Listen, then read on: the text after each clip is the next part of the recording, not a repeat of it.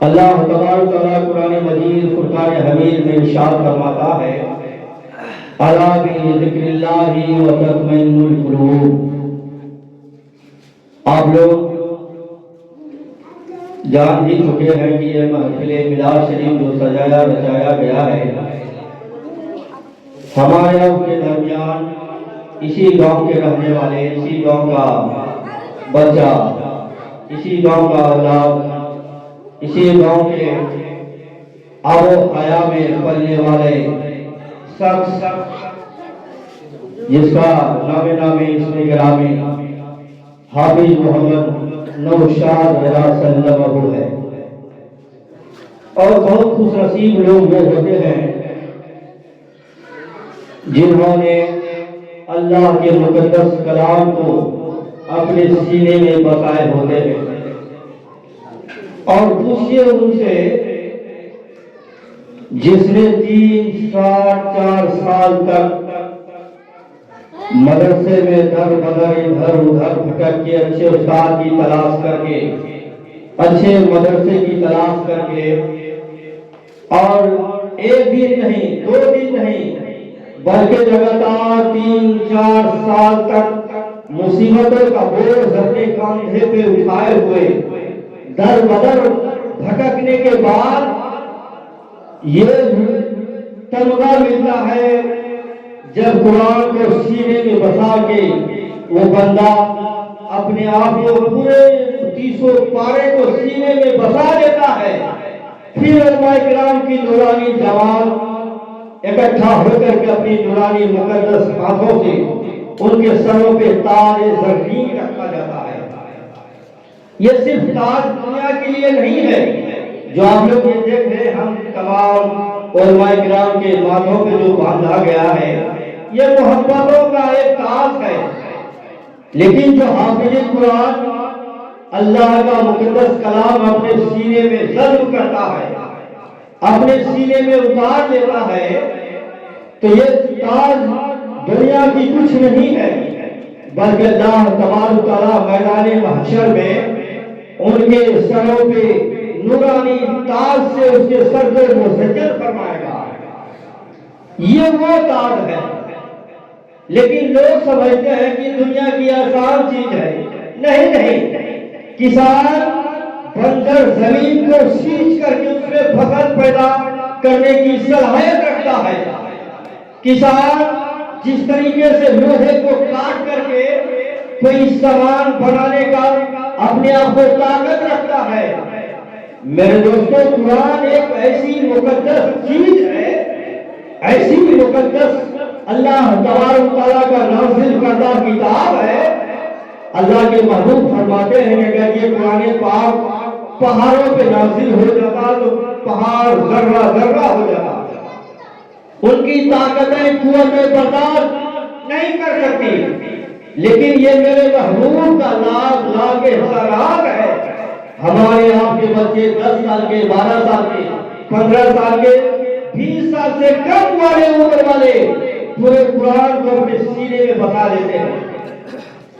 دنیا کی کوئی کتاب ایسی نہیں ہے جسے لوگ یاد کر کے چلتے ہیں، جہاں سے پوچھ لیا جائے بتا دیتے ہیں، لیکن اللہ تبارک و تعالیٰ کا یہ مقدس کلام کا ایک معجزہ ہے، کرشمہ ہے، قدرت کا انمول تحفہ ہے۔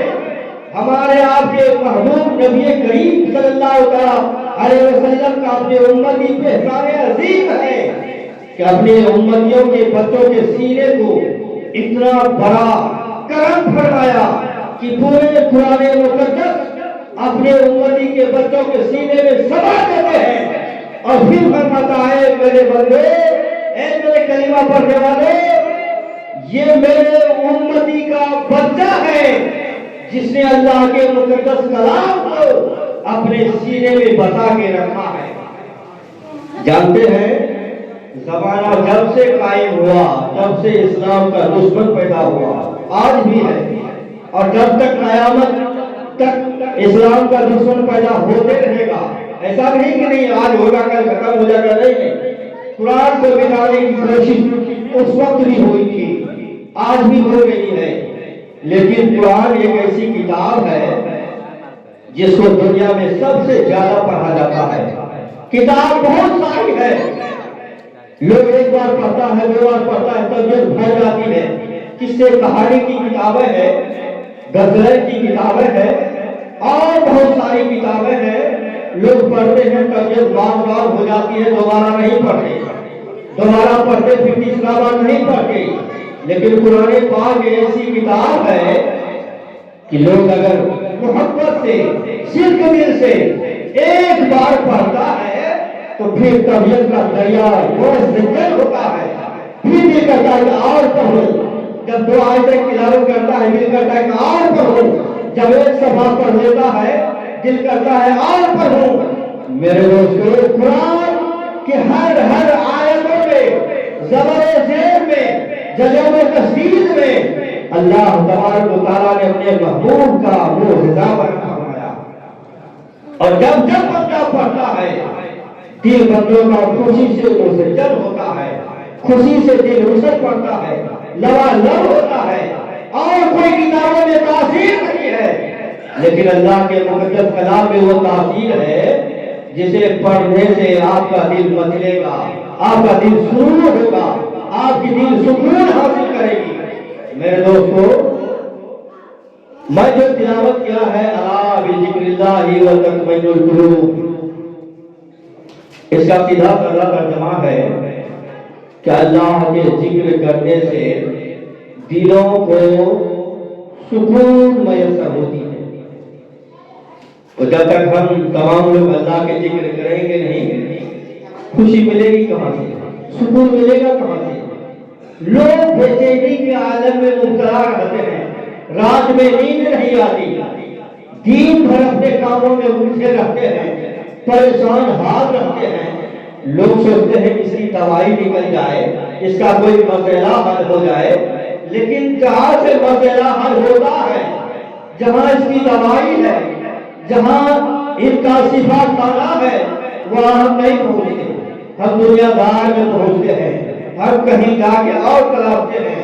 لیکن میرے دوستو، اللہ تبارک تعالیٰ کے محبوب صلی اللہ علیہ وسلم فرماتے ہیں کہ میرے بندو، جب تمہارا جسم بیمار ہو جائے ڈاکٹروں کی تلاش کرو، اور جب تمہاری روح بیمار ہو جائے ڈاکٹروں کی تلاش مت کرو، بلکہ ایسے نیک بندے کی تلاش کرو جنہیں تمہاری روح کی علاج کا پتہ بتا دے.